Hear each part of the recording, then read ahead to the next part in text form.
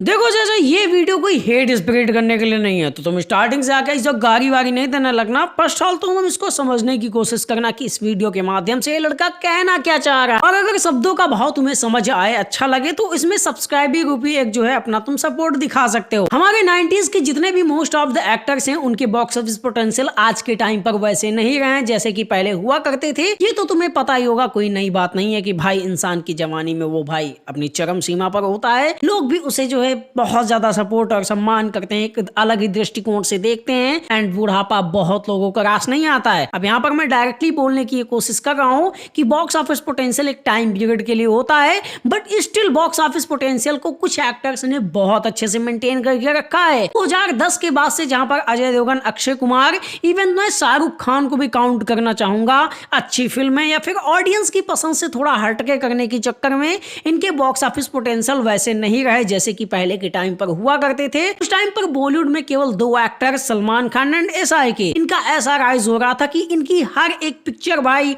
100 करोड़ 200 करोड़ ये बहुत ही आम बात हो गई थी। इवन हमारे भाईजान ने 2010 के बाद से अभी तक कोई 100 करोड़ के नीचे वाली पिक्चर दी ही नहीं, एक्सक्लूडिंग अंतिम द फाइनल ट्रूथ, क्योंकि तुम जानते हो कि वो उनकी पिक्चर नहीं थी। जीजाजी को प्रमोट करने के चक्कर में कई जगहों पर उन्होंने बोला कि दिस इज माय फिल्म, और ये सबसे बड़ी मिस्टेक के रूप में मैं जानता हूँ। 2015 के बाद से भाईजान का स्टारडम कुछ इस पीक पर पहुंच गया कि उनको जो है क्रिटिक प्रूफ एक्टर घोषित कर दिया गया था। मतलब अब क्रिटिक्स की जरूरत नहीं होगी, लला अपन पिक्चर देखने जाएंगे, भाई की पिक्चर है तो देखने जाना ही जाना है। और इसका एक बहुत बड़ा प्राइम एग्जांपल मैं लूंगा उनकी लोवेस्ट फिल्में जो 2015 के बाद आई, जैसे कि ट्यूबलाइट, रेस 3, दबंग 3, एंड अभी 2023 में जब कोविड के बाद सिनेमा लोग कहते हैं चेंज हो चुका है, अब एक्टर के भरोसे पिक्चर नहीं चला करती, ऐसी थ्योरीज को भी ये खंडित करते हैं किसी का भाई किसी की जान के साथ में, जहां पर वो एक फैमिली एंटरटेनमेंट पिक्चर होने के कारण अपनी ऑडियंस को ढूंढते हुए 100 करोड़ कर भी लेती है। हालांकि तुम उस दृष्टिकोण से देखो तो किसी का भाई किसी की जान तुमको एक फ्लॉप ही लगती है, क्योंकि आज के टाइम पर जब शाहरुख खान 500 करोड़ क्लब खोल चुके हैं, एंड भाई ने भी बोला है कि अब नेक्स्ट टारगेट अपना 1000 करोड़ के आसपास होना चाहिए, तो तुम्हें पता है कि भाई ये बहुत ही कम है। 2017 में जिस बंदे की पिक्चर 3.5 करोड़ फुटफॉल्स लेके आ रही है, इवन बजरंगी भाईजान जो वर्ल्ड वाइड लेवल पर 900 करोड़ के आसपास जाती है,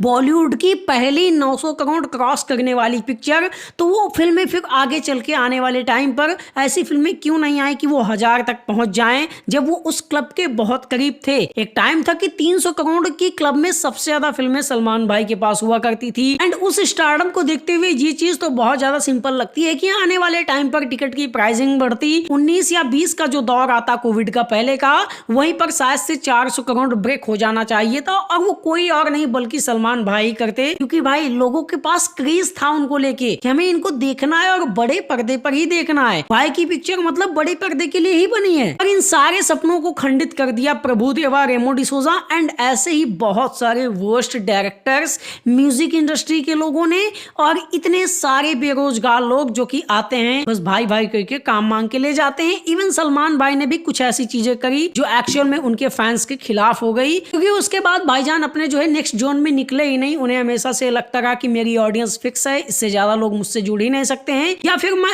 ऐसी ही टाइप की पिक्चरें बनाऊंगा तब चलेंगी। एज लाइक एज कि उन्होंने दबंग 3 बनाई, हर एक फिल्म के अंदर नो किसिंग सीन वाली पॉलिसी को रखना, जिससे लोग फैमिली के साथ देखने जा सकें, कि उनकी पिक्चरें फैमिली एंटरटेनमेंट बच्चों के लिए होंगी, और ये चीज कहीं ना कहीं उन्हीं के करियर के लिए टॉक्सिक साबित हो गई। जहां पर प्रभुदेवा जैसे लोगों ने हाँ बना तो दी कि हाँ वल्गैरिटी हम नहीं दिखा रहे हैं, बट स्टिल तुमने वो चीज, वो ऑरा, वो जो और भी अचीवमेंट चल रही थी, जो आज के टाइम पर एक बहुत बड़ा सुपर स्टारडम होता, मैं नहीं कर रहा हूँ कि आज पे स्टारडम कम है, बट जो स्टारडम की एक डिफिनीशन होती वो 2023 के अंदर भी सलमान खान ही होते, कि भाई देखो उनकी पिक्चरें किस तरह से चल रही हैं, जहां पर उन्हें अपनी ऑडियंस को एक one of the best content देना था, इस चीज को साथ में रखते हुए कि मुझे फैमिली ओरिएंटल फिल्में बनानी है, किसी ने रोक थोड़ी ना रखा है, क्योंकि SRK ने भी तो अभी पठान और जवान फैमिली ओरिएंटल फिल्में ही बनाई हैं। हालांकि मैं पठान को थोड़ा सा साइड करना चाहूंगा, नो किसिंग सीन्स उसमें भी पॉलिसी वो लागू होती है, बट वहां पर जो उनकी ड्रेसेस होती हैं वो थोड़ा सा वल्गर फील होती हैं, बट जवान को अगर तुम देखने जाओ तो वो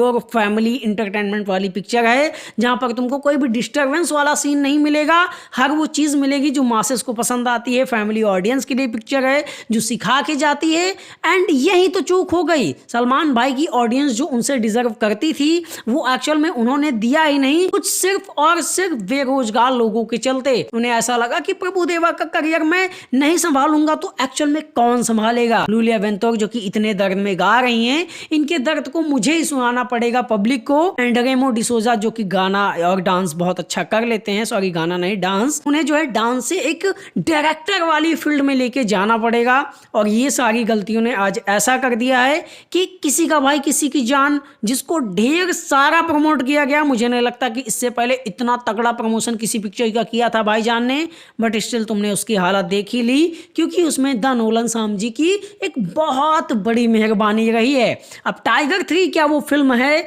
जो सलमान भाई की ऑडियंस हमेशा से डिजर्व करती है, ये आने वाले टाइम पर पता चल जाएगा। पर पता चलना क्या है, एक्चुअल में चल चुका है। जब मनीष शर्मा को एप्रिसिएशन मिल रही है सिर्फ ट्रेलर देखने के बाद ही, लोग कॉन्फिडेंस में है कि भाई यही सलमान खान हमें चाहिए थे। और इस वीडियो का पूरा तात्पर्य ही यही है कि एक्चुअल में ये जो यही सलमान खान ऑडियंस ढूंढती रहती है, ये लॉस्ट क्यों हो गए अपनी ऑडियंस से। इन्हें क्यों ऐसा लगा कि मुझे ये वाला सलमान नहीं बनना है, बल्कि अपना एक अलग सलमान खान का वर्जन दिखाना है लोगों को, जो कि डायरेक्टर्स एंड स्क्रिप्ट राइटर्स पर, अपने प्रोडक्शन हाउस पर, अपने बंधुओं पर, अपने सगे संबंधियों पर मेहरबान रहता है और उसके बदले में अपनी ऑडियंस को ही थोड़ी बहुत कहीं ना कहीं वो ठेस देगा। मुझे आज भी याद है कि जब राधे रिलीज हुई थी उस टाइम पर चिल्ला चिल्ला के लोगों ने उसे बेचा। इवन बहुत सारे लोगों ने उस पिक्चर को देखने के लिए मात्र G5 को डाउनलोड किया, उस पर जो है उसका सब्सक्रिप्शन लिया। उस पिक्चर का चार्ज किया गया था 249 रुपये या फिर 149 ऐसे कुछ,